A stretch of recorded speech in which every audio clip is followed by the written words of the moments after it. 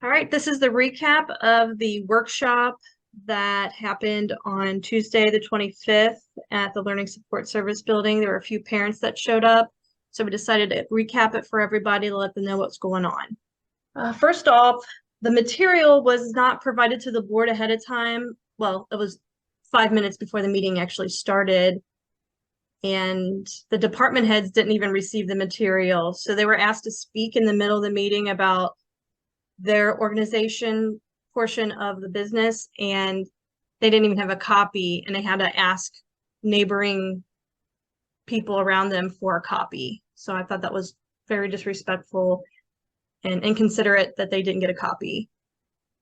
There were some district employees that were in the meeting that had it pulled up digitally on their Chromebooks. So why did people not have that ahead of time? And as a taxpayer, why didn't I get a copy after I asked the superintendent for a copy?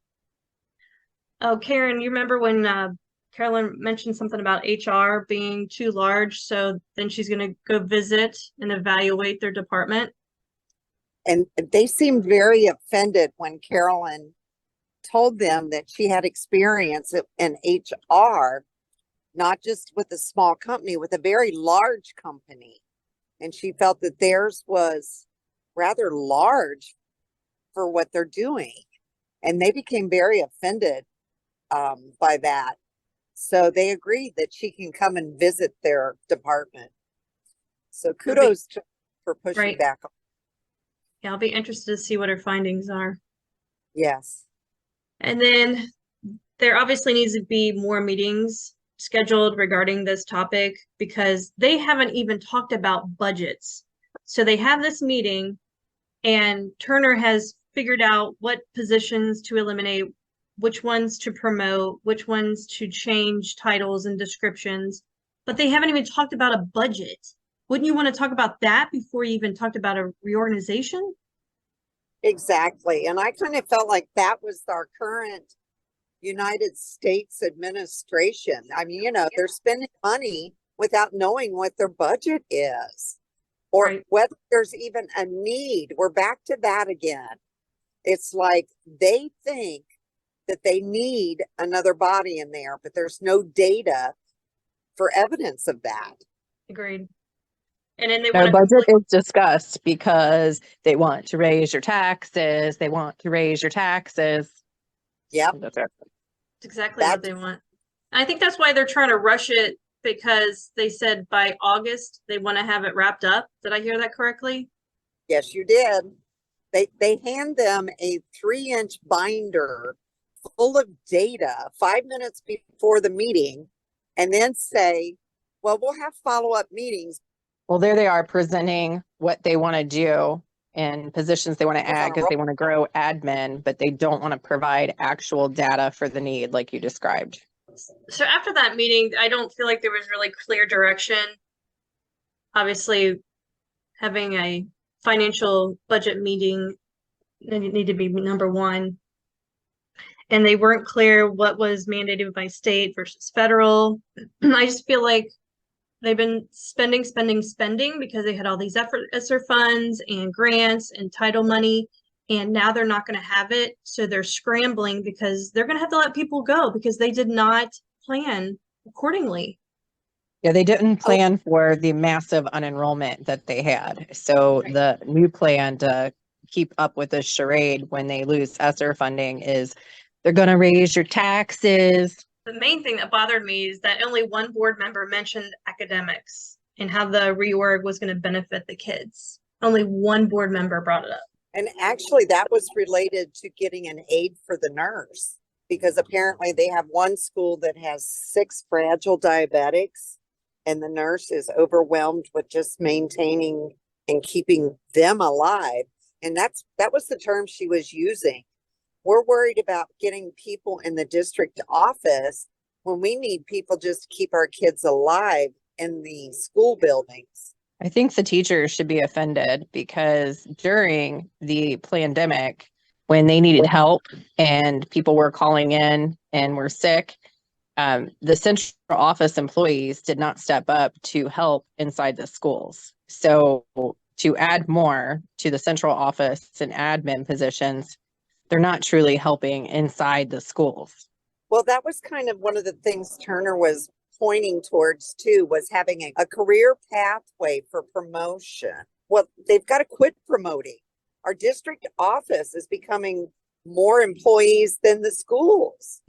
The one thing they talked about was using a formula to determine how many employees they need. And I worked for the #1 dialysis, if they're actually international, but nationally, we evaluated throughout the year. Do we need this employee? Do we have someone who's faster and more efficient? Well, those are the people you want to keep. You don't want to just have so many bodies because that's what the numbers say you should have. So a lot of these organizations are slimming back on staff. And they're wanting to add positions. Yeah. New directors, new assistant directors. And I did like when Jesse asked, does that mean that the director of the department and the assistant of the director, who both have secretaries, will the second assistant also need a secretary? They said no, but they don't tell the truth all the time. That's true. Strategic plan goal number 2. I just kind of threw this up there. It's a lot of word salad. Like we were talking about earlier, the theme of the evening was the lack of money that the district has. ESSER funds are ending, and then they're gonna have to tap into the general fund and the grant entitled money. And I heard the district's delinquent in paying bills. Did I hear that accurately? The Yes, treasurer reported, I thought she said 4.5 million behind in invoice. Well, there you go. They're setting the stage for that tax increase Stacy was talking about. So heads up, Boone County. Some more word salad on operations and fiscal responsibility. Some of those sub-organizations need some extra people for the workload. They were listing special needs, operations, projects, maintenance, physical mental health, and non-English speaking. During that time, Karen Bird reported that they have an elementary school that is 50% English learners. And during the discussion, they said the majority are Spanish speaking. So I'm curious because we already know that Amazon has a lot of people from Africa that speak French. They were talking about refugees, how there's so many coming to Boone County. There are a numerous bunch that's showing up at the city council in Florence wanting to get social services for the homeless camps because the homeless camps are growing. Well, everything's more expensive. Your utilities, your gas, your grocery, everything's more expensive.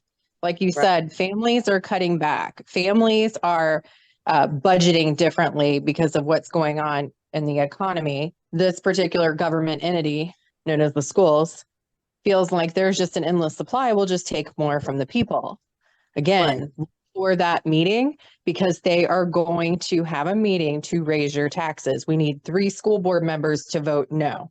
And then they confirm that there's 64 languages spoken in the district. So that may be one of the reasons why we're ranked 45th in education in the United States, because we have a gap in the language. I believe they were looking for another person to be a director for that. They want to add a couple positions. One is a project manager for the maintenance department, and they want to add an assistant director to transportation department. Employees are having to jump on a bus and drive because we don't have the bus drivers we need. And the reason we don't have the bus drivers we need is because they don't pay them well to maintain staff. So it was any of this about raising the pay so we can get and keep bus drivers? No. Maybe they'll talk about it in the budget meeting. Board did acknowledge that they need to revisit financials, and Turner did state that the financials have not even been discussed. So that'll be a meeting, I think, next week. Chicken or the egg? So Turner's favorite quote was to ensure that the supervisor responsibilities are equitable. I heard that so many times, especially when the tough questions were asked. It was like a script. He couldn't answer the questions. And it does seem like a script. Is that what all these leadership conferences are, is to teach them how to market to the board, to the parents, what he's trying to sell? Absolutely. We saw that in one of those records requests that from the Zonar, where they were offering their marketing department to help sell it to the community. Turner operates off literally templates and scripts. So this last slide was a summary of another parent that attended. All the sub-organizations discussed were peripheral, which is special needs, operations, projects, maintenance, physical and mental health, non-English speaking, and all needed another body or two. And there was little discussion on the expected result of K through 12 schools academics. And the academics were only discussed from the perspective of reducing the status of academic measurement, which we talked about. And evidently no function in the district is proportional to student count because as parental removal of students has increased, the need for people in peripheral functions has increased, which makes no sense. The way forward was unclear to everyone, with little leadership rising to the occasion. At least the board knew working on an org plan without looking at the budget was dangerous. It's very unclear to everyone what is mandated by the state and Fed by just being a school district. What is mandated because the district pursued a grant or Fed money, and what had been added because a need was perceived to exist. I shouldn't say they. Karen Bird loves to talk that we're the third largest district in the state of Kentucky. Jefferson County has about 90,000 students. Boone County, according to their report card, has 19,828. That's not even comparison.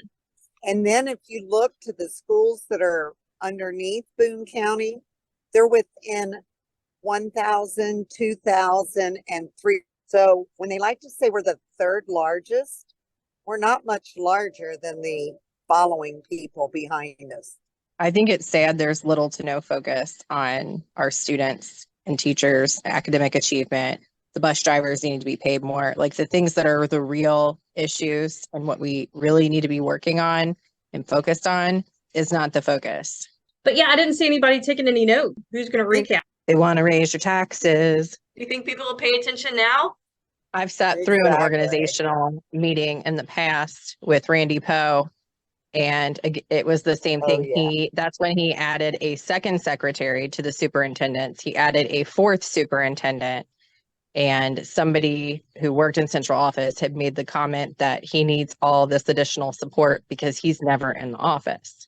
He's always out on trips and, doing PR and rubbing elbows with people. But when you look at all these leadership conferences, and I pulled up his actual contract, he was only contracted for 165 days. Oh. And on top of that, he still had personal time, sick time, personal leave. So they were making the comment that these positions really need to be added because he was never in the office.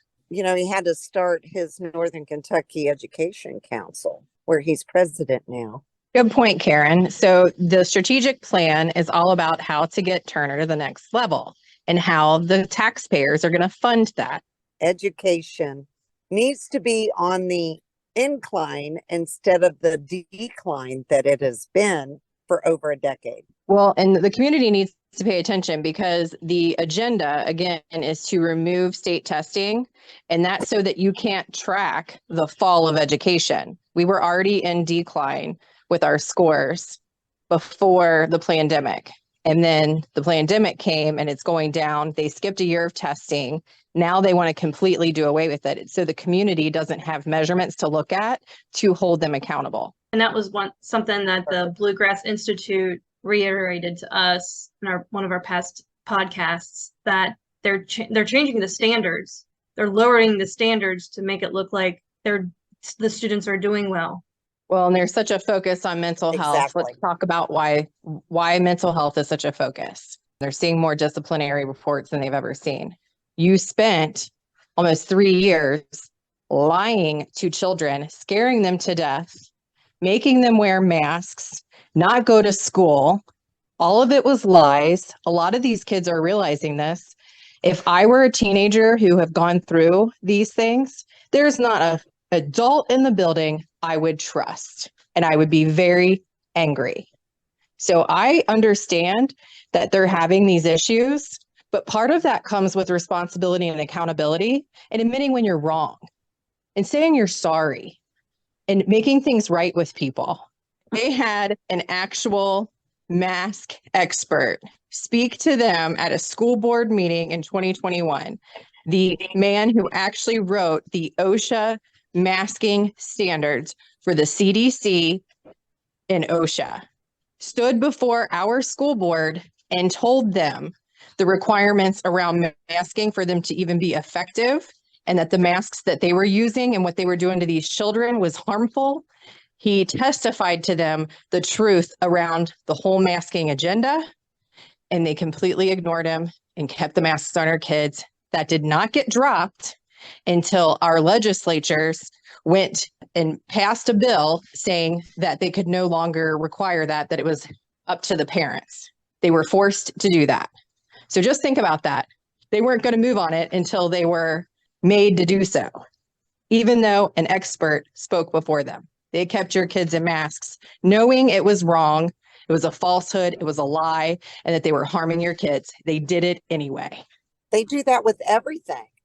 I presented to them evidence that SEL is creating these behavioral issues and decreased academic scores. Over a 12-year period, I proved it to them. And they still are going with SEL. They have their own strategic plan. There's a big Yeah. club and you're in it. Boy, is that true. But they'll love to take our money to move themselves forward. You guys, we cannot let them raise taxes again. They raised them last year. They raise them every year. Everyone that's sitting on that school board, minus the 2 new members, all of them voted to raise your taxes last year. Even the mister who says he's fiscally conservative. No, he is not. Prove it. Tell him to prove it by voting no on the tax increase.